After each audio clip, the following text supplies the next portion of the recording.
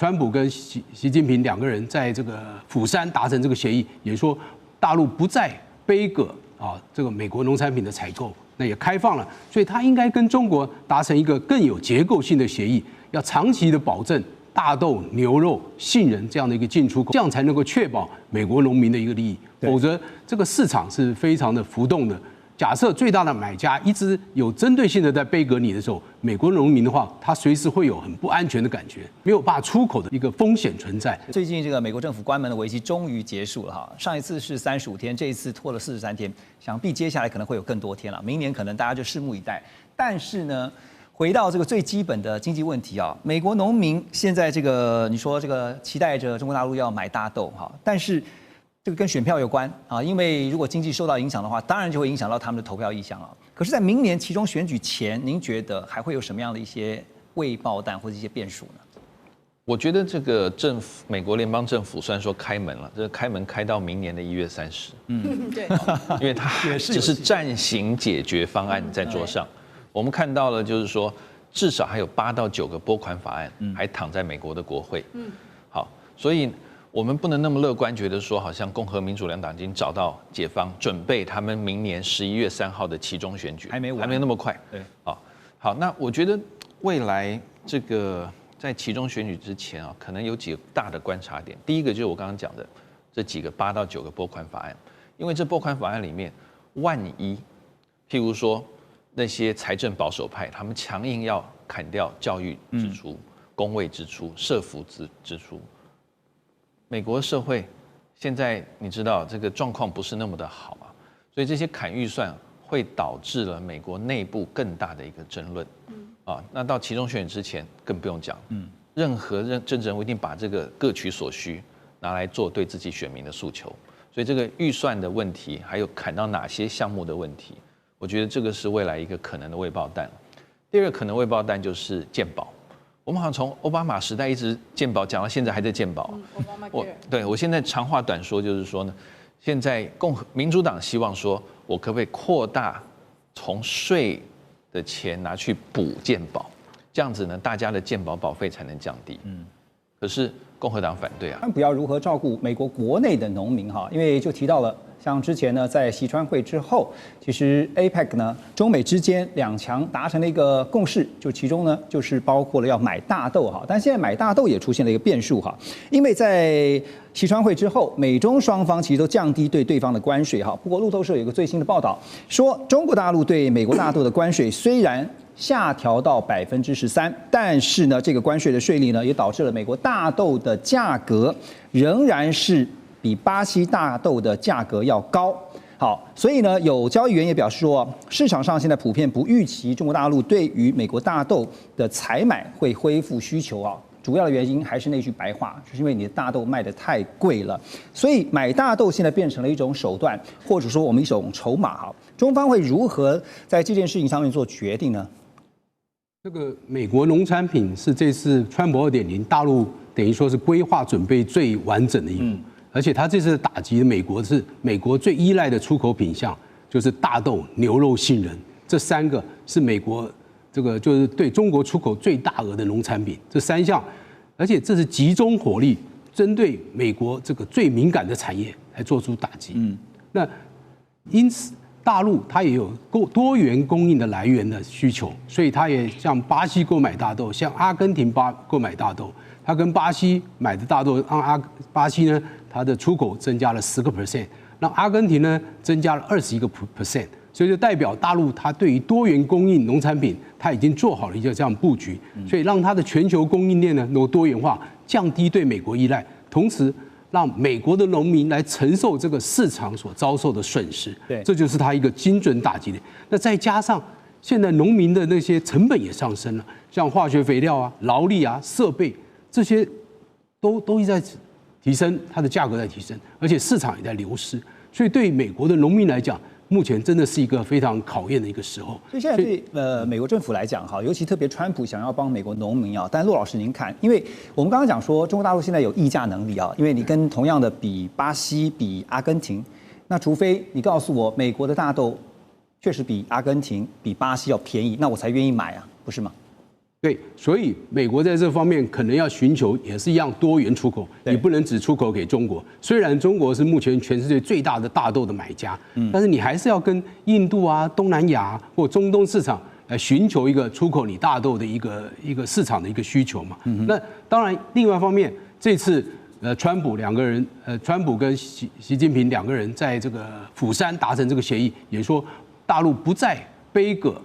这个美国农产品的采购。那也开放了，所以他应该跟中国达成一个更有结构性的协议，要长期的保证大豆、牛肉、杏仁这样的一个进出口的一个，这样才能够确保美国农民的一个利益。否则，这个市场是非常的浮动的。假设最大的买家一直有针对性的在杯葛你的时候，美国农民的话，他随时会有很不安全的感觉，随时有没有办法出口的一个风险存在。就像那个我们看到影片上，就是一个大豆厂竟然会爆炸，因为多到爆炸。那这样的情景，我们就不愿意看见。所以，川普可能在短期、中期、长期都要有一些规划，否则没有办法因应中国大陆针对性的一个农产品的杯葛。是，所以陆老师刚刚点到一个重点啊，就是中国大陆要制造的是美方，特别是农民这一边啊，随时有一个不安全感。那这个部分呢，才能够当成未来中美这个整个竞争架构不变的情况之下呢，中方握在手中一个非常有力的筹码哈。当然，除了美国的农业受到惨重打击之外，现在呢，接下来我们要来看的就是呢，川普有可能会酿成美国国内自己的粮食危机。怎么说？川普为了大砍被称为奥巴马健保的这个平价医疗法案呢，跟民主党在参议院上演了僵持的戏码。这几天大家都看到了，也造成了美国政府现在停摆已经超过了38天，原先的记录啊保持在35天，这个记录被打破了。而川普呢，还拿4200万依靠食物券生活的人民，这4200万都是美国的公民哈，拿这些美国人民当成筹码，也说呢，美国营养补助援助计划的福利只有在激进左派民主党人开放政府的时候才会发放。罗德岛地方法院在11月6号先裁定了，说川普政府呢必须要立即释出预算，补足全额发放所需要的资金。而隔天呢，农业部也向各州发出了备忘录，只是要全额发放11月份的食物补助。可同一时间呢，看到川普政府立刻向联邦上诉法院提出了紧急申请，希望能够把这个法院的命令给挡下来。好，川普怎么这么的坚持哈？就是他的斗志旺盛啊，就是不让民主党要得逞。为什么不坚持啊？如果我是他的顾问的话，我也会跟他说，总统先生，你目前要坚持了。为什么呢？我们离其中选举还有1年时间。但是现在当下受害的是4200万的美国民众，不是吗？第一，他要看他共和党明年的这个其中选举的选情。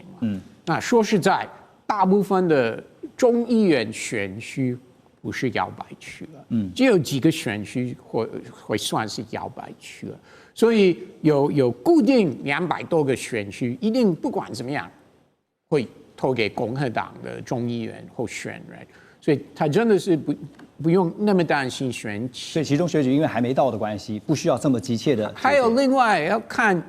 按照过去就是政府关门的事件有发生过，就最近10年都有发生很多次了。说实在，每次民主党会让步，不是共和党也没有让步，共和党也有让步，不管是哪一个总统，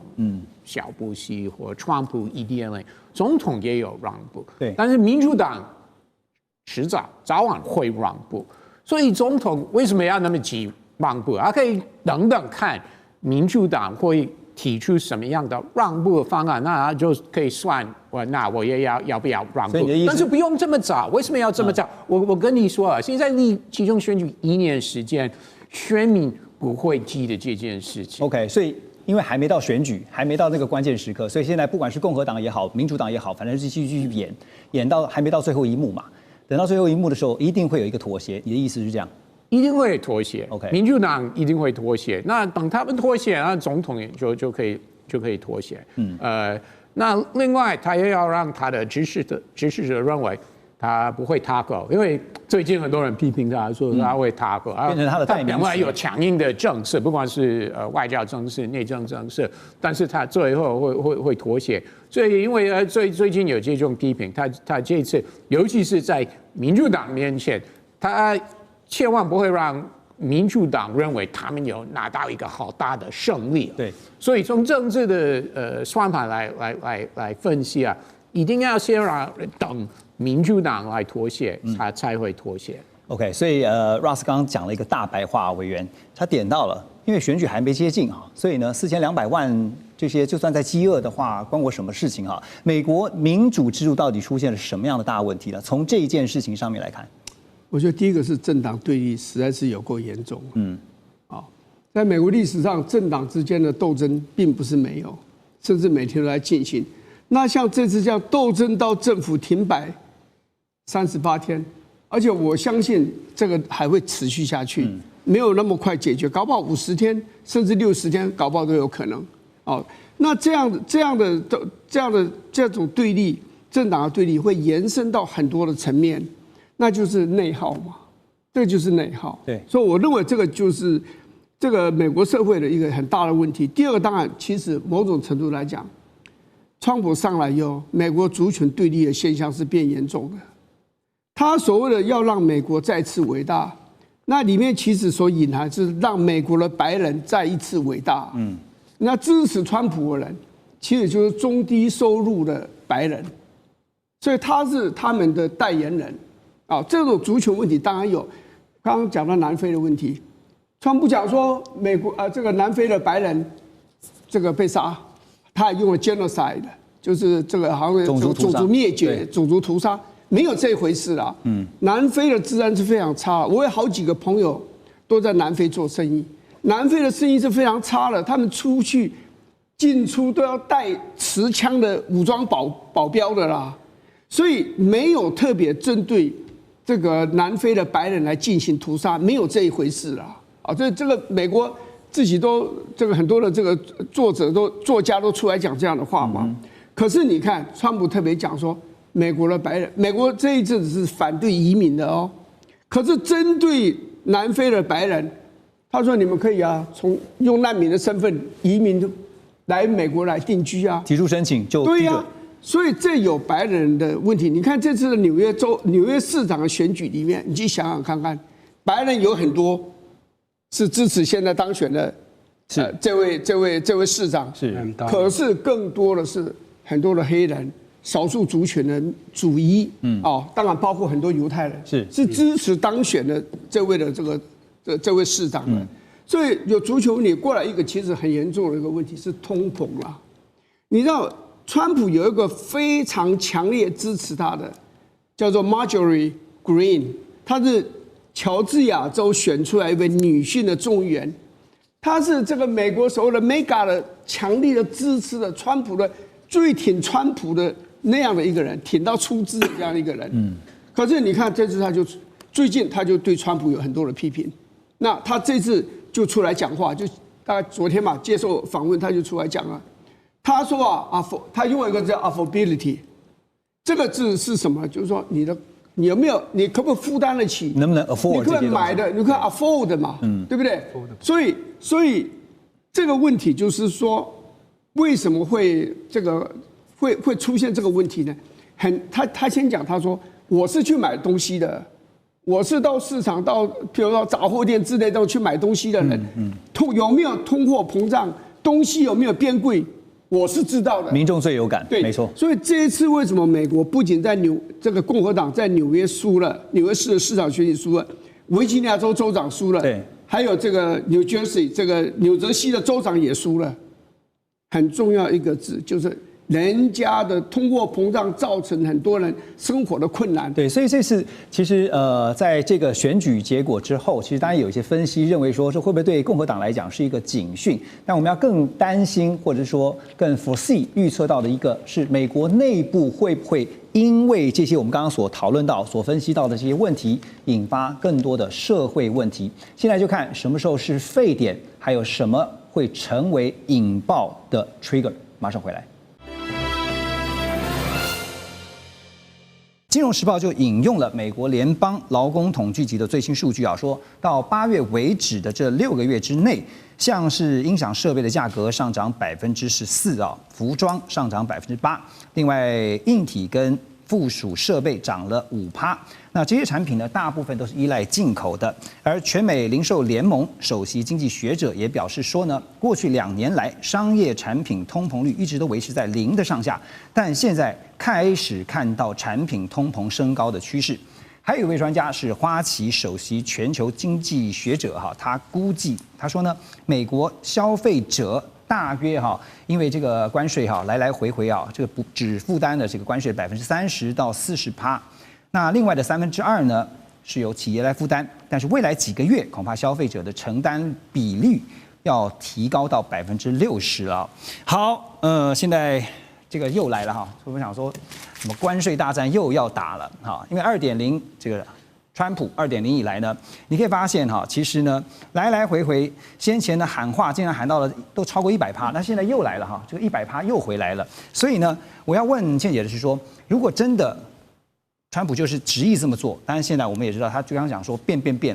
来变去，可能雷声大雨点小，但是万一他真的执意这么做，真的加征了100%，还是不算原先的，那接下来对美国经济的冲击怎么评估？对。因为它如果加征100%，接着要看的是说它会不会再放上一个 hiatus， 就是我们暂停3个月啊、6个月啊。因为别忘了，在4月就是要让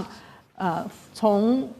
复活节到圣诞节的那个礼物季节，还有 back to school 就是学生开学季节的产品能够有，所以他就把时间一直拖到了10月。那现在马上就要到10月，所以你看10月14号要征港口税，明年2月还有情人节。对，那个不是一个最大的礼物季节就是美国人买东西最重要的还是 back to school 跟最后的那个感恩节到圣诞节。那10月14号为什么这是要征港口税，也是这同样的一个逻辑。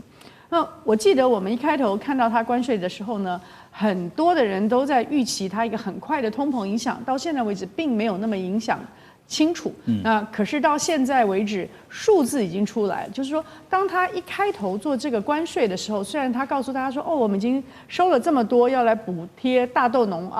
但是他所补贴的东西呢，最初是由进口商跟出口商。因为最初的产品，他们就会在既有合约上面做一些小的调整。在途的货品，就是还没有到美国的港口的，他们那时候做了很多的调整，也就从原来的计税的标准或者是原来的报价标准中间重新去谈一下，你让多少，我让多少。那么最终的一小部分呢，才从渠道转交给消费者。当时的计算，我记得最初的计算呢是不到30%，甚至有时候算说只有10%到30%是转嫁给消费者的，因为所有的渠道跟进出口商都知道，说我一下的这么大的这些提升，光消费者会无法买单，那我反而会有存货的问题。对，你会缩手。对，不敢买。现在所有的人，从大概3个月以前，包含了投资银行，像高盛这些，他们都说好。现在进口商跟出口商都知道说，我们现在这做法已经不行了，甚至他们有些时候不是已经直接在他的这个收据上面就写说这是特殊的加征的钱吗？那美国政府因为很生气，他们就换了一个方式，换一个包装，改了一个名字，但是明白的告诉人家说，这不是我们买卖人要卖给你的，而是政府所加征的这个税的影响。那么现在大致上的人算都是68%到70%会直接转嫁到消费者手上，将近70%，这消费者怎么受得了呢？所以它的那个所有的东西就会变贵了。它的通货膨胀的效果呢，也会很快的提出来。可是它现在的期望可能是用二手车价钱或者是石油，因为在那个 gas pump 并没有那么贵，除了少数几个州，像华盛顿州非常的贵。可是如果你到了纽约、纽泽西，它还是跟以前我在美国念书的时候差没有很多那所以说他们会期待说有一些东西可以平衡那个整个通膨物价指数的计算，但是你没有办法去 offset 这么庞大的增长，就是说68%到70%是要由消费者负担，也就是说直接转嫁给消费者这件事，这是第一。我觉得第二呢，是还是会有很多的消费者，他会想尽办法用其他的方式来获得他想要的货品所以说无论是美国如何的去攻击像SHEIN、TEMU 或者是其他的国家的这些跨境电商，他们到最后呢，还是会成为美国消费者他所购买行为的一个部分。可是这个东西一旦转了，那么传统的渠道就会受到非常重大的伤害。对，所以传统的渠道，如果说在今年的4、5月还有能力去承担一部分，就是说啊，我不涨价，我就吸收，我把我的利润降低，那个传统渠道去吸收这些关税效果的能力也会降低。对，所以就真的只能转嫁给消费者了。我们讲传统渠道啊，因为大家都逛过这个好事多哈，这个传统渠道就是很爱买的这些消费者呢，一定会发现，万一有一天这个60%到70%的关税成本都让你负担，你受得了吗？好事多的全球执行长啊，他就表示说，为了要减少这个关税带来的冲击啊，所以现在他们的卖场呢都已经减少摆放许多的进口商品，比如说像是玩具啦、装饰品啦，那闲置出来空间怎么办呢？改放什么？改放3温暖跟后院凉棚这些高价的产品啊。我先问 Russ 啊，你会买吗？还好我没有在美国了。你在台湾也会逛 Costco 啊？但是有替代品是有，因为贸易战是川普1.0就开始，2018就开始，对不对？所以供应链已经有7年时间做调整，那很多制造有回到美国国内来做，但是问题来了，第一，价格可能会更高；第二，选择会没有以前那么多，因为以前好事多可以进口几个不同品牌，那消费者可以选。那或许以后你去在美国去好事多的时候，只有一个品牌，那价格会更贵。你说好事多的自有品牌是？或者如果是其他的品牌的话，是美国国内品牌的话，我的意思是说没有从中国。以前很多人认为越南、印度等等国家可以取代在中国制造，对不对？但是现在关税都提高了，对不对？所以只有美国国内品牌或者好事多自己的品牌，所以选择很有可能是没有以前那么多。所以如果你是美国民众的话，你会选择用美国本土的品牌？如果你去按照执行长的说法，你没有选择啊，你去好事多只有美国品牌，对不对？对，因为3温暖不是常常用嘛，后院凉棚也不是天天晒嘛，对不对？所以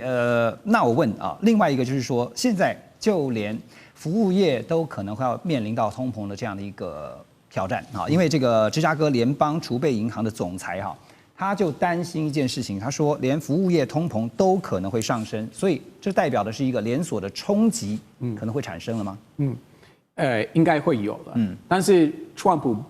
不会说是他因为他的政策而产生，他会责怪什么理由？他会责怪民主党及国会议员，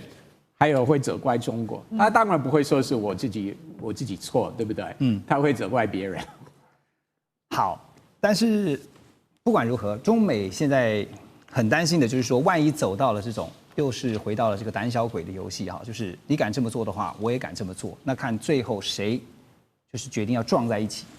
美国贸易代表署哈，他们最近也根据一份海事301的调查报告，因此启动了第一阶段，刚好特别提到港口费征收的措施啊，因为依据规定呢，这个停靠在美国港口的外国船舶啊，会分成3类来征收港口费，比如说中国大陆建造、中国企业经营，每进吨位要收费$50，那未来3年每年还要调涨$30。另外一类呢是中国建造非中国企业经营啊，这个就不同了，就每进吨位呢收费$18，但未来3年呢每年调涨$5。还有第3类呢，就是如果由中国大陆航运企业经营同样规模跟来源的船舶，每次航行呢要缴高达$420万的港口费哈。我觉得川普政府大概是想怎么样能够捞到钱就往哪里去找，这样找钱的方式。所以聂老师，船运的这个运费通常都是国际贸易我们在学的时候其实是非常重要的组成部分啊。但是如果调高了港口费，会不会因此而逼得使得中国大陆对美的贸易额再度的往下调？因为现在已经不高了。当然是 yes 肯定的嘛。对啊，我先讲一下，你刚刚讲对了一句啊，川普是什么人？他就是狂妄自信的一个重利的商人嘛。他就是一个商人，那还有什么好讲？他写过《交易的艺术》，在1987年，里面就告诉大家，就是 attack 再 attack， 反正不管怎么吓人家就对了。台积电1000亿怎么过去的？100%嘛，不是吗？在我们那个4月2号之前不就讲100%才过去嘛？魏哲家在白宫跟他的董事开了会，遥控就1000亿了，对不对？后来他又想要说，后来不是又喊出一个100%吗？其他的什么20%、15%都不是重点，他今天是随便喊价的，他的价钱那高低都不是重点，就是告诉你我要你怎么做，你就听我的，否则我跟你讲，我拳头很大，我可以打你。好，那不管怎么说，他的确都是用金钱考量。那我的意思说，他们的中美贸易当然还是会下降。我先讲一下哈，我们刚刚讲到的稀土晶片是可能终极战争是科技，可是 bottom line 就是经济民生还是很重要。对，你自己看哈，美国打了非常多的关税战也好，或者里面他当时的贸易赤字3000多亿啊，在去年1.0版的时候，后来当中国有示威一些，然后变成赤字是2000多亿。但不管怎么说，美国还继续打他，打到你今天都没有赤字的时候，是你怎么打？不管怎么说，现在中国还是买家嘛，还是卖家，美国还是买家。全世界大部分这个都知道，美国就是大买家，他才能丢关税，他不是买家丢关税，这个吓谁啊？对不对哈？但重点来了，中国也有招式啊！你每次打我关税或打这个，中国就可以做很多啊。现在中国做了一个招，不是在前几阵子做的吗？你大豆你生产全世界31%，我就是为了要跟你友好，这个减少你的赤字，所以向你买，你卖的又比人家巴西贵，我干嘛向你买？因为这我们的互相的这个 reciprocal 嘛，互惠嘛。结果你的互惠跟我互惠不一样，所以我干脆去向巴西买嘛，人家生产38%又比你便宜，而且呢我还可以拉近关系，而且南美洲还有一个国家阿根廷有13%，加起来51%，我就向他们买，就不像你买5个月没有进一颗大豆，你说美国怎么办？所以他的红州哦，这种农民州都是要选川普人，不是就慌了吗？我觉得现在是一个很奇怪，就上层就打科技战，现在打经济战，这打到最后呢，当然你说贸易当然就是两边，我们刚刚讲孤立主义，这个4月5号不是川普在经济学人被有一个画刊说他自己在割一个地图嘛，割这个美国嘛，割到最后他自己孤立不就掉下去了吗？所以我觉得这个东西就是贸易真的会下降。不过我觉得商品还冲击是什么？您觉得？我先讲一下，商品有很多，你说冲击到什么商品吗？是商品贸易额整个下降之后，对美国整体经济。好，那我先讲，所有的商品有分类的，这有所谓我们学经济学所谓的这个产品的价格弹性嘛。你今天讲说需求产品的价格弹性是，如果它低的话，我跟你讲，买家他一定要自己买单啊。那供给的价格弹性如果高的话，买家也要买单啊。因为我跟你讲，你如果价格弹性高在卖的，我就不生产，你不是吓到了，你就是需要。那你需要的这个弹性很低，你价格再变化，我还是要，我变化不大，我不是需要吗？这种商品它一定要进，这时候它一定会贵。但有些如果它有刚刚讲到一个替代品或诸如此类的，它可能就会比较不需要。那这时候当中国可能就要说要另外找到其他的地方去销售，就像美国现在的大豆可能要找别的地方，比如找台湾诸如此类，以后我们就吃基改大豆等等的就好啦。就这个大豆也会便宜啊，就像豆浆也会便宜，反正就是这样子。我觉得贸易一定会下降。那至于是什么样的商品，真是要看这个所有的商品不一样，它就是民生你的这个需求弹性的高低，然后来决定是买家买单，还是如果是这个供给的这个价弹性低的话，那是要卖家买单哦，就是它可能就是必须这个卖家来卖，那这个企业的获利，像不管是输出国就会受伤了。所以其实可以看到，是中国大陆现在所推出的战略哈，透过不买跟不卖哈，不买大豆，不卖稀土，用这种方式呢，逼的这个美国必须要想办法来做一些因应。美国川普必须面对更加复杂跟严峻的美国经济还有呢内部状况，因为呢，美国政府在10月1号关门。已经长达1个月的时间，从华府到农村，从军营到学校，整个美国现在像是进入一个功能丧失的国家，粮食援助中断，军人断薪，航班大乱啊！现在像航管的这个人员啊，其实都是叫苦连天。所以呢，这个竟然是在号称是全球最强大的美国发生这种事情。现在数千万人面临断粮，数百万的家庭没有暖气可用，政府停摆。正把美国推向一场非常冷酷的社会灾难，而最新的消息呢是，美国已经有2名联邦法官他们陆续做出裁定，说川普政府不得暂停对低收入民众的粮食援助。这代表什么意思呢？就是政府虽然关门了，但是这个时候联邦政府依然必须要动用应急基金来维持民生计划的运作，你不能不照顾老百姓啊。BBC 就分析美国政府关门造成的5大这个民生灾难，包括超过4000万人所仰赖的粮食券经费已经在11月1号用完了，600万的低收入家庭将会失去取暖的补助，100万美军被迫无薪上岗。那么联邦员工做功德好几周了，都领不到薪水，航班延误成为常态，所以接下来这样下去总不是办法。可是川普虽然看到他表面上是一派不在乎啊，但是想必心里面是非常着急啊，怎么解决呢？林老师？我觉得这边的话，我们要先了解到的就是说，川普他之前没有错，他在这一次的东亚行，乍看之下是成功的，甚至是他也蛮成功，从日韩这边带了一些订单回去给美国。可是这些订单要立刻的能够变成一个及时雨吗？这个可能是需要一点时间。他号称9000亿，但是9000亿一次给啊。对啊，而且9000亿它不是现在可以给，现在的这个刚刚何荣有去提到说，回去可能万圣节的 party， 可重点倒不是 party， 是因为现在华府快烧起来了。因为我们可以去看到现在的话，参院这是共和党有人的跑票了哦。所以在这个关税的这个案子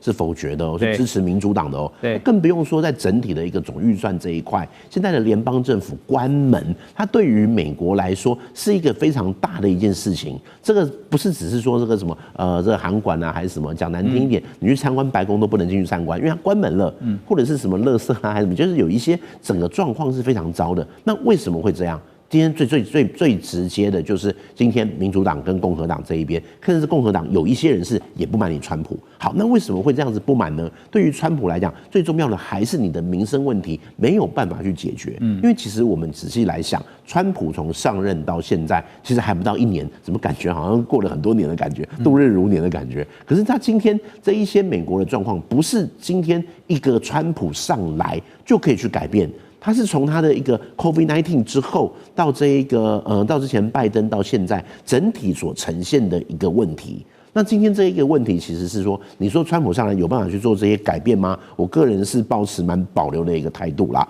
那至于今天来看的话，对于川普来讲，或者是我自己去美国，在今年4月的时候有去一趟华府那边，那可能你可能没有办法相信，我去超市想说要买个刮胡泡，因为我去比较久。刮胡泡居然锁在玻璃柜里面，是我要请店员把锁打开，怕零元购，就是怕零元购啊。那如果今天一个在首都里面的超市，而且老实说，那个2块多的一个东西，也不是说很贵的东西，它居然就还要锁在这一个柜子里面，我又不是去买个晶片还是什么显卡之类的，黄金还差不多。对啊，那这一些东西都要锁在那里面呢，就代表怎么样？治安状况、经济状况是非常糟的。那再加上现在的一个政府关门，这一些其实都会对美国造成很大的一个问题。那老实说，之前的一个川普为什么可以当选，就是因为贫富不均，就是因为他希望能够把美国的失业率能够去改善，所以我们看他的外交跟他内部是有连结在一起。但是这个连结要实际的能够去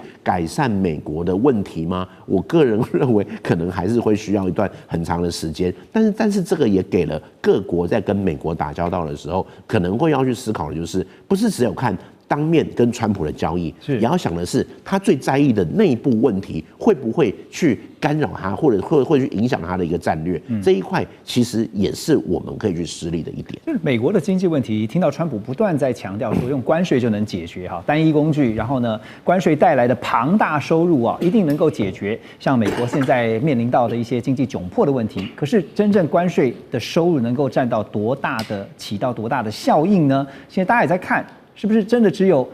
一点点而已？好，那除了民生问题呢，我们就来看美国的经济数据啊。根据 Challenger 他们的报告，到今年9月为止，在裁员的部分，美国企业的裁员人数达到94万人，预计到今年年底要突破100万。就连矽谷也成为裁员地狱啊，科技业半年就砍了10万人左右。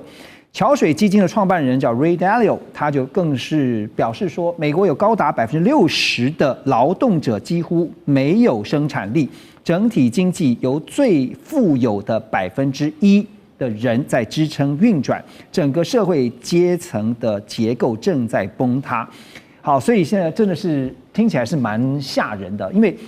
整个社会国家只有1%的人在负责 run 这一个国家的整体结构，这是一个结构性的问题啊。1%的人掌握了生产力，但是60%的人竟然是完全没有生产力，这听起来很吓人。可是这样的一个结构性的危机迫在眉睫，对于美国，对于川普政府来说，他们一定知道怎么解决呢？黄老师，您觉得？其实说这个到底美国社会阶层的这个崩坏或崩解，要不要去解决？我觉得其实从我的角度来看，我不从总经或现在的经济情况来看，我觉得这是一个它不是一个崩解，它是一个整个产业结构转变的一个过程。结构在转型是。我们回到以前来讲说，第2次工业革命的时候，大量的工具机的出现，取代了传统劳动力。那男性的一些员工开始逐渐不被用，当时当然说女性或童工的价格比较低廉嘛，那企业主们他们肯定慢慢的去往这个地方去靠拢，去降低自己的成本。那像现在慢慢进到所谓的 AI 时代，就把自动化更升一级了。对，我们当然目前还没有把它称之为第3次工业革命，但我们可以逐渐看到，包含在加州的地方，Uber 投资的无人自动送餐车已经开始去试行了。那像甚至有些地方用无人机在送餐送药的，那其实也都开始在执行的。那在这种情况下，这是我们定义的底层劳动者嘛？那如果是这样的话，底层劳动者是有一些基础型或者是比较 routine 的工作开始去减，那大家就会问，那科技业半年就砍这么多人，对，那科技业是底层劳动者嘛？那如果说今天是在做一些写程式的部分，其实逐渐的已经被那个人工智能取代了一大部分的工作，所以想当然尔，这些人就会逐渐的被淘汰。那这是底层结构崩坏吗？我不认为，我认为说接下来马上到来的一些新的产业，它会逐渐的萌芽出来。那就业市场重新活络，关键就在于接下来到底会走到哪一个生产市场。对，因为其实这几年也听到像是智慧制造，包括接下来在机器人的部分有所谓的人形机器人就是要取代现有的人力，因为知道光是这个人口结构也是呈现倒金字塔的一个情况，就是要解决人力短缺，包括现在我们提到的60%的人如果是没有生产力的一个状况。所以那接下来对于美国来讲，他们有办法在短期之内达到这样的一个用科技来弥补或者是解决现在困境的这样的一个情况吗 ？OK， 讲到智慧制造这个，其实在美国定义的智慧制造里面，它是还有凌驾于智慧制造的一个先进制造。那这边包含了当然是智慧制造的整体的自动化，然后提高良率等等。另外一部分是新材料、新药，然后新的生物发展这个部分，这2个发展的部分。那这些新兴产业到底能不能带动新的生产力？关键在于有没有高阶人才的注入。但当然，美国现在的政策对于高阶人才并不是这么友善的情况下，我不太认为说短期内会去改变这个现况。那基础人才的这个问题呢？我觉得当时提高关税的时候，这个最好的方法是什么？我不要用全智慧制造，我用半智慧制造。我去吸引这些他们口中所谓没有生产力或没有提高 GDP， 他不需要做太多事情，他做一件事，按按钮，按按钮去让他们有足够的生产力。那我从原物料进来，我不是到终端产品的时候，那我这个关税中间的利差是相对比较不会受影响。所以我个人觉得，川普如果他看到这一块，他在下一步很大的启示，我把制造业带回美国，我把很多复杂的东西自动化，这是他的个性嘛？我什么都简单，我最好按一下全部搞定。那这样子，我所谓没有生产力的人，他就来按按钮，对，我就逼你公司 hire 这些人。我也不用发失业救济。那会不会太理想了？他一直都很理想，不是 ？OK， 好。不过现在理想归理想，现实归现实啊。美国的关门风暴持续在演变当中哈。那根据《经济学人》跟 YouGov 的最新民调也显示说，现在就是看，因为刚刚我们也提到了，川普在意的是民意支持度。那现在最新的民调显示，美国民众满意川普施政的数字呢，掉到39%啊，4成都不到，创下川普2.0啊，就重返白宫以来的新低点。另外呢，63%的人明确表示不认可川普对政府的管理。有46%的美国成年民众认为呢，政府停摆的责任就在共和党和川普本人。从这些最新的民调，当然民调是变来变去啊，跟这个民意如流水是一样的。但是我们要问的是，接下来马上就要进入到2026年了。2026美国的期中选举很重要啊，这样对共和党来讲，对川普来讲，不是一个警讯吗？没有错哈。现在大家都会认为说，这个问题就出在川普身上，特别是民主党人，因为原来他们是因为坚持，就是说这个川普的预算大砍，这个对于这个美国健保的，就是所谓的奥巴马健保的这个补贴，会让大家的健保保险费用上升，所以他们反对，以至于造成了这个政府关门。那当时川普的算盘是什么？就是说，你想政府关门谁受害？是这个联邦政府的雇员。这些雇员在哪里？在 DC， 在这个马里兰州，在维吉尼亚州，这些都是民主党的选民。所以他计算就是说，这个关门的结果是伤害了民主党多于伤害共和党。他是想过了。对，所以但是结果现在这么一下来之后，变成什么？变成第一个，变成大家怪了川普，因为它受影响是整个美国啊，比如像这个航空的这个飞行，就是航管受到影响了，还有很多其他政府常态运作应该会支持的这种民生的部门受到影响，美军这受到影响。当然，现在另外一个问题是什么？民主党也不敢轻易的退啊。因为民主党现在川普说，他如果一旦恢复之后呢，他这个 OMB 啊，就是美国的这个所谓预算管理部门，就白宫的预算管理室，要去这个惩罚那些发动在联邦政府内支持民主党的发动这个背革川普的这些人。所以如果民主党轻易让步的话，到时候这些联邦政府的员工会来怪罪民主党，说你怎么会让步呢？你怎么轻易就让川普是老师，这个局面其实也许川普始料未及啊，但是我们都知道川普他擅长交易啊，他弹性很大。我说他弹性很大，那会不会就是迫于他遇到的现实状况，他会做一些调整？您觉得？我觉得目前看起来他的交易呢是藏在他心里的。第一个，在成功的亚洲行之后，他现在是更加强硬。他现在要求共和党的这个参议员呢，要废掉这个所谓的冗长辩论。因为美国在参议院它有这个冗长辩论嘛，就是你只要想要发言，你就可以无限时间的发言，除非你有3/5的投票，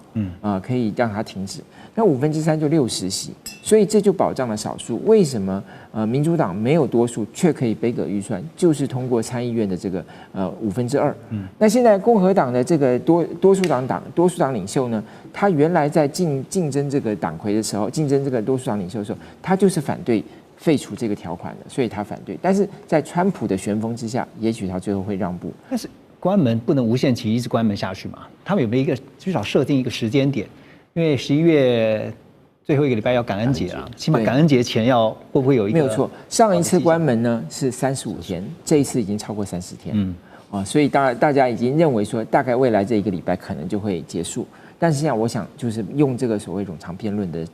废除，因为如果一旦冗长辩论被废除，民主党以后就没有武器了。没错，所以也许在这个威胁之下，加上川普的旋风，会让这个共和党的这些参议员让步。那么这个最后民主党可能为了维护这个冗长辩论，最后也许就让步。现在那个 timing 可能是看在感恩节前夕啊，不然的话，美国民众恐怕不感恩了。刚刚说到了中美之间呢，现在中方发动的稀土战啊，达到了美方的软肋啊，恐怕这个稀土还不是最痛的，因为最痛的现在中方认为恐怕是川普眼中的美国股市。华尔街日报就报道说呢，北京已经认为啊，他们找到了华府的致命弱点啊，就是川普对于股市他是非常在意的。迪洛伊这家公司呢，在对大约4000位的受访者所进行的调查中，发现到接受访问的消费者里面呢，有高达57%的人都预计未来1年啊，美国的经济将会走向疲弱。而另外呢，高盛经济学家的团队啊，是发布了研究报告，特别指出了美国消费者将会消化55%的关税成本，而企业呢最后承担是22%，外国出口商以降价吸收18%，另外有5%是被规避的，这是55%是最后的一个关税成本啊。现在大概预估是20%左右啊。不过聂老师怎么看哈？因为现在消费者最担心的就是我要承担大量的关税成本，意思就是说我以后买东西我会非常的买不下手，因为东西太贵了。那个谁来买单，这是重点嘛？对，是 buyer 买单 ，seller 买单，还是 broker 买单？或者这个东西，因为大家在竞争之下呢，因为贵了就都不要了，谁赚了钱？美国赚了钱，tariff 从4%到10%就可以赚2000多亿，这样会不会很多国家是20%嘛？哈？为什么会不会进入到通货紧缩？好，那我跟你讲哈，我刚才讲买单这个问题，你一定要分清楚，谁会是你什么东西买家买单？当你一个东西贵了，它还是需求的，这叫做需求弹性，需求的价格弹性较平或较低的。买家买单啊，那但是一样买家会买单的，就是另外你供给的时候的价格弹性较高的，一高他就不卖你了，你为了要怕价值空，你也要买单，这种占了55%。我跟你讲，这就是当然嘛，消费者买单55%贵了，当然就会通膨。可是你也知道，美国也因为这样子，他们很多东西缩衣节食啊，现在有很多美国真的是企业做不好，因为无薪假或各种失业的原因，它也会减少消费。一旦不消费，记得在金融海啸的时候，2008年就有一本很有名书，当然他有找我写序言嘛，我那时候写了几十本序言，就叫做《当世界不再消费》，请各位去看一下，他预估未来世界不消费完蛋的世界，这完全违反了什么？凯因斯所谓的这个对不对？我们讲说需求创造供给，所以没有需求了，也因此我要讲，你说通膨或通缩，答案很简单，通膨会涨个2-3%，通缩会跌个1-2%，所以一减就会多1-2%，就这样。所以预估现在2.5到3就会到4左右啦，3点多，大概是我的想法。但是它有属于短中长期的问题，什么时候会产生，我们再去看。那你刚讲了一个，我最想谈的是，因为去年11月刚好川普选的时候，我在广州华南理工大学正好开这个金融研讨会，我是台湾唯一理事啊，在那个地方，当然我们是理事群。那时候晚上我们在招待的饭店里面看北京，就你讲的非常厉害的名嘴，比我们都会讲话的人在那边讲说。哎呀，川普选上了，好玩啦！我们不需要外交家，不需要政治家，找心理学家就好了。他的弱点知名，你刚刚不讲知名弱点吗？股市不完全是啊，这个贪商重利，只要影响他的心情，影响他自己本身获利，大概就是他知名弱点。预期效果。所以这就是说，北京有很多心理学家，包括稀土这些都算是。我跟你讲，稀土当然我们这个Rose讲说不会影响，我倒觉得影响是非常大，因为这个东西要研究深，你就会知道这11种稀土它的层次之高低，它的。还有我讲的是中国储量是全世界37%，是4400万吨，以及海上所发现什么都是现在的文宣所讲的，都不一定真实，而且都不是短期你挖得出来。美国的只有180万这储量是非常落后，只有在产量它积极的创造10几%，而中国呢却有60%，也是中国27万吨一年，美国只有这个。讲不好听，它只产45000吨，因为它已经努力在产了，但储量远远不及，所以一上任就要抓英格兰，抓所有有稀土的地方，但永远抓不到了，因为中国这一点，我看吃这个就吃定，这是他们心理学家研究出来的。对，老师觉得 Ross 太乐观了。Ross 当然我们的角度看的不同啦，这个我也没有说很悲观，就是说这个比你当美国招式，你要丢出其他的招给我看，不要每天都是关税。再关税，那我就看破眼。因为实际上人民会感受到是生活的压力了哈。Ross， 我也请教你哈，因为我们现在讲到是最近大家看到是港口费已经正式开征了，这个进入美国港口的中国大陆船只从14号开始，这个都要被征收哈，每进吨它是用每进吨$50的费用来征收。那中方也祭出了反制措施啊，这个措施就是大陆交通运输部跟进宣布，同一天开始。就是你怎么对我，我就怎么对你哈，将对美国所拥有营运、建造或悬挂美国国旗的船舶，收取每进吨人民币400元，大概是$56左右的特别港务费。那金额跟美方征收的标准大概就差不多，反正就是一来一往啦。好，那么路透社就分析说呢，港口费用涵盖从节庆玩具到原油等各类的商品，而使得公海成为这全球2大经济体贸易战的关键战线哈。马上就要面临的节庆，我们刚刚讲到节庆就是感恩节 （Thanksgiving）， 还有一个美国最重视的 Christmas 啊。那个从美国这边家人给你的 feedback 什么东西真的变贵，贵多少呢？东西都变贵，这个现象是疫情就开始了，对不对？所以已经5年了。当然大家都不高兴，但是说实在已经习惯了，可以忍是不是？也不是了，但是已经不会太抱怨了，因为。一直讲也没用了，其实重点是这个，每次去买抱怨也没用。不管是买节庆的礼物，或你每个礼拜去超市买东西，越来越贵的，大家都已经习惯了。那要看这个会不会影响到明年的美国这个期中选举了，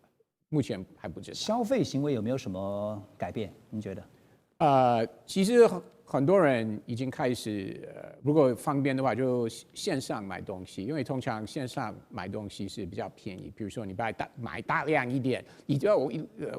我父母为例，以前一路都不会都要去实体店，他们都会去实体店。那现在走网购比较多，网购是越来越多了。对，他们本来是不想学，没兴趣。而且退休了，他们还有时间去实体店买东西，这个是他们天天会有事情做了。但是因为实体店东西真的是越来越贵了，他们就开始在网络买，而且会买比较大量，这样比较可以省钱了。对，所以面对这个美国人民的生活，现在可能会越来越辛苦哈，就是因为东西变贵了，你很多东西就买不下手嘛。那白宫方面也回应说，其实川普的立场是非常明确的，而且呢，短时间看起来是不会有什么改变哈，也呼吁美国民众可能会经历一段过渡期。那但是呢，你听到讲到过渡期的时候笑了一声哈。问题是这个过渡期是会多久，对不对？会多久？对。但是我相信，不管是今天、明年，就是明年选举前或选举之后，白宫会坚持他们这个说法不会改变。当然，他们不会认错，他们不会说因为关税政策东西都变贵，都是川普总统的错或他政治的错，不可能，对不对？所以这个说法他们会坚持说，这样我们会把制造拿回到美国。虽然有一个过渡期，但是以后对美国经济、对美国消费者，我们这样做是比较好。他们一定会坚持这个说法。你觉得那个 period 就是那个时间点，2026马上就要期中选举了，这个压力会在什么时候爆发？已经开始爆发了。就现在你说大家可以撑嘛？我没有说可以撑，习惯了，大家是习惯了，但是或许不排除会影响到他们投票的明年投票的选择。那当然，共和党国会议员已经开始担心，但是同时共和党不管是总统本人或联邦众议院、参议院等等，他们也知道，其实民主党的候选人也没有什么亮点。他们只能说东西变贵，但是他们同时缺点也很多了，所以其实共和党目前是可以认为不一定会因为这个 issue 这个议题而就会败选，不一定。美国人民真的很辛苦就是面对这个川普大老板现在这样子执意要做，然后告诉大家有一段过渡期，然后呢告诉大家说这个关税成本最后呢只是大家分担。可是是不是真的是这样子因为川普告诉大家说，其实最后的成本会由外国出口商承担，而且呢，企业也通过了转移供应链在美国本土生产，就是 Made in USA 这些商品来因应，本来以前都是 Made in China 的那可是也看到最近有一位知名的经济学家陶东他根据最近的企业调查就指出呢，目前关税压力，刚刚我们特别提到了。他说，多半是由出口商承担30%左右，消费者承担20%，贸易商跟零售商吸收高达1半的关税压力。但他特别讲了，他说50%的关税如果都是由商家，就是刚才聂老师特别提到的 seller 来承担，恐怕不是一个可以长久持续的情况。另外，在台湾这边，中经院也发布了2025年第4季的台湾经济预测，上半年受惠于对等关税提前产生了一个拉货效应。下半年延续 AI 的热潮，所以呢，中经院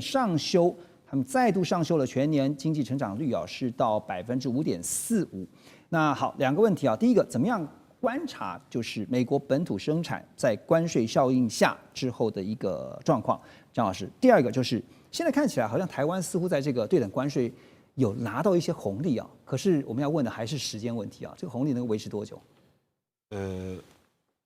各位应该还记得关税开始之后，有些人是疯狂下订单，然后过一阵子好像又暂缓之后，又再次疯狂下订单。所以其实我们应该说，今年看起来表现的这么亮眼，很大一部分就如同刚刚您提到的，就是因为疯狂拉货的关系，先增加库存，这是第一个。那再来的话，究竟对于美国生产，有没有什么利基，或者是台湾会不会在后续吃到什么红利？那目前来说，跟台湾比较有关系的，不外乎就是半导体嘛。然后我记得好像上个礼拜，其实台积电占整个台湾的股价的占比，其实已经超过50% 了。然后整个台湾的 GDP， 半导体就超过20%。其实这一方面是好事，那一方面其实蛮可怕的。那如果今天万一没有什么半导体，或者是被取代了，那台湾该怎么办？那再来，其实有一部分的话，就是美国希望。就是他们的品牌商，我们去看，其实台湾的半导体商几乎都是代工厂商。对。然后，如果美国今天要求它的品牌，比如说苹果、辉达、博通、高通，必须得在它的国家内生产的时候，台湾会怎么办？那换句话说，台湾会觉得说，台湾的产业可能会被掏空。那再用别的角度想，那其实很多国外的外国公司到处开分公司，那其实会造成什么？可以吸纳国外的人才回到母国，那其实我们台湾也是可以借由这一次也是危机，也许也是转机，可以去美国设厂，把一些美国的人、优秀的人吸来台湾，让他们了解台湾。我觉得换个角度想，也许并不是这么悲观。我觉得人才可以，因为我们到了美国去，然后把这群美国人吸引回来台湾，来投入台湾这边的，尤其是科技相关的制造。对，因为台湾是，毕竟来说，台湾的话可以做成基地嘛，比如说研发基地。那生产的话可以在国外。那现在你看，包含台积电也去熊本设厂，也去德国德勒斯登，那甚至去美国。那也许未来会有一个变成真的是一个全球的 ecosystem 的这个方式。所以刚刚讲到说 Made in USA 啊，就是说家人也反映说我们可以习惯，美国人民啦，不是家人哈，美国人民可以表示说习惯，但是能够习惯多久可能不一定。可是把原先是 Made in China， 现在全部改为 Made in USA 也 OK。从美国消费者来说，Made in China 或 Made in USA， 如果有选择的话，当然会选 Made in USA 啊。但是价钱可能比较贵哎。那不是他们能控制了，对不对？如果这关税政策继续延续下去的话，不管多久，或下一个总统继续实施高关税的政策，那你就没有选择，对不对？中国东西会变贵，甚至到以后中国来的东西就会越来越少，对不对？对，美国会找不到，只有从美国或东南亚来，我们墨西哥来的东西，对不对？不过因为川普毕竟不像我们小老百姓啊，我们这个对物价的这个感受是非常敏感的。我们先休息一下，马上回来。2025全球局势必须关注，中美赛局牵动地缘风险，连带影响台海两岸未来。寰宇全世界，关心全世界，权威分析，专业观察，客观立场。每周6日，请您准时锁定，一同关心全球大事的瞬息万变。